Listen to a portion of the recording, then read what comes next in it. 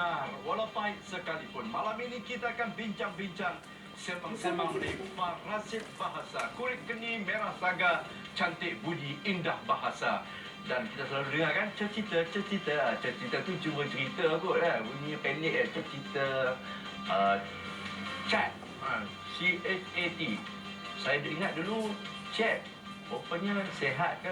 Itu bahasa SMS. Semua ada handphone, ada telefon bimbit malam ni. Ini topik yang menarik. Anda boleh bersama kami dan boleh telefon talian bebas tu 1800-881677 dan ataupun email kepada kami hujah.tv9@gmail.com dan Facebook hujah@9. Pandangan anda insyaAllah kita akan bacakan apa yang anda lontarkan menerusi laman sesawang atau Facebook kami.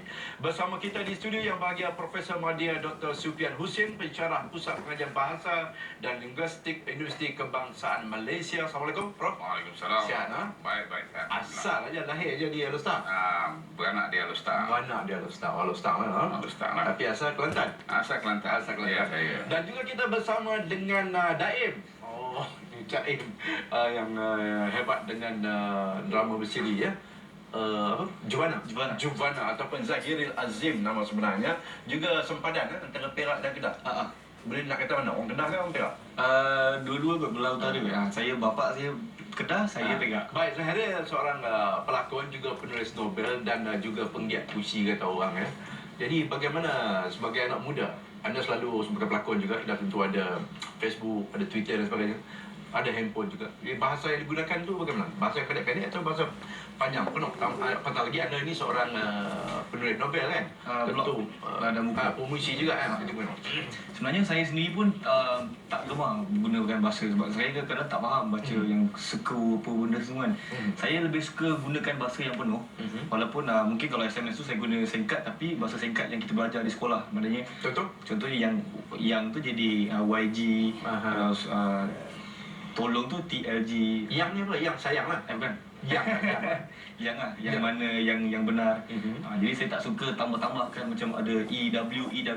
Kadang saya tengok ramai yang saya tengok yang dia konon-konon macam nak guna short form tapi dia tambah EW tu untuk fancy kan dia, tapi lagi panjang daripada short form sebenarnya. Dan kata tadi nak menghasilkan novel. Saya buat buku, antologi puisi dan juga catatan dari blog saya. Apa nama dulu? Bogil Menuju Tuhan. Bogil Menuju Tuhan. Oh, hebat tu. Dia boleh kita tengok. Baik, Prof, agaknya Prof sebagai seorang yang arif selalu juga menulis artikel dalam akhbar perdana mengenai perkembangan bahasa dan pernah juga buat kajian korpus bahasa SMS, antarkreativiti dan ancaman kepada bahasa tahun 2005, perkembangan dan pengaruh SMS terhadap bahasa Melayu, bahasa dan komunikasi dalam SMS, dan kini juga mantan fellow penyelidik kanan di Institut Alam dan Tamadun Melayu UKM. Jadi banyak pengalaman mengenai bahasa ni. Jadi bagaimana Prof melihat fenomena ini yang katanya SMS ni, bahasa menumpang bahasa parasit ni, bagaimana?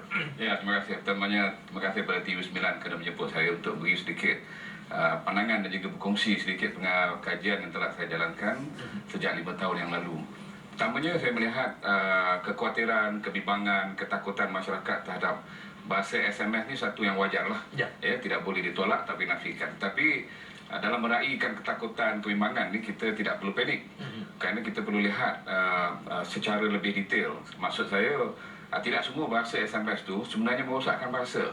Dalam bahasa baku maksudnya, dalam kajian saya dapati yang merosakkan bahasa baku ni hanya ada 2 kategori saja.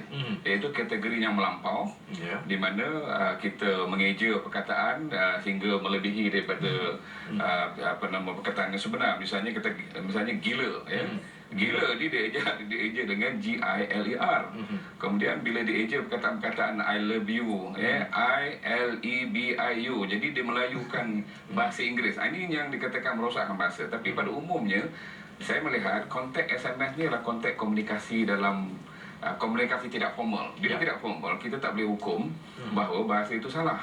Seperti mana kita bercakap bahasa, bila saya tanya Cik Aziz rasa, ke mana nak pergi? Bila nak pergi?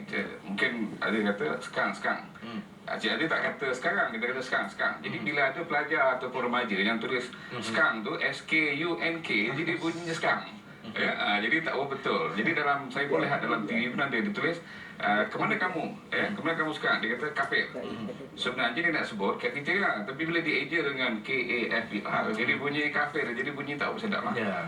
Ini Kalau tanya saya bila nak begitu lah, saya tak kat. tak betul. LA je. Baik, dalam konteks ni ada laporan dalam akhbar bunyi mengenai bahasa terlarang ni berunjuk pada penggunaan bahasa SMS seolah-olah menggambarkan betapa situasi ini berada dalam keadaan yang cukup kronik, Prof. Jadi dan ada juga mengatakan seolah melacurkan bahasa. Jadi bagaimana? Saya tidak bersetuju lah kalau guna perkataan melacurkan bahasa, kerana bahasa SMS ni tidak dijadikan bahasa awam atau bahasa umum yang diterbitkan dalam mana-mana penerbitan.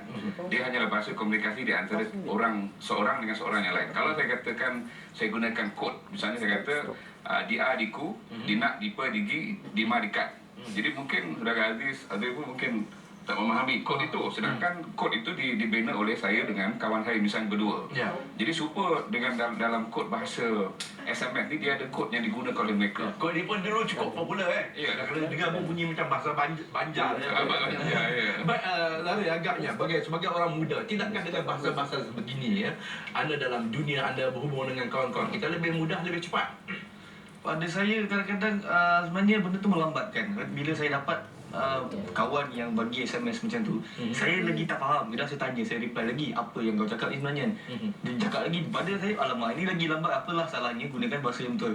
Kerana saya sendiri bila berhubung dengan mak bapak saya, kawan-kawan dekat pun saya still lagi guna kataan yang penuh walaupun dalam SMS.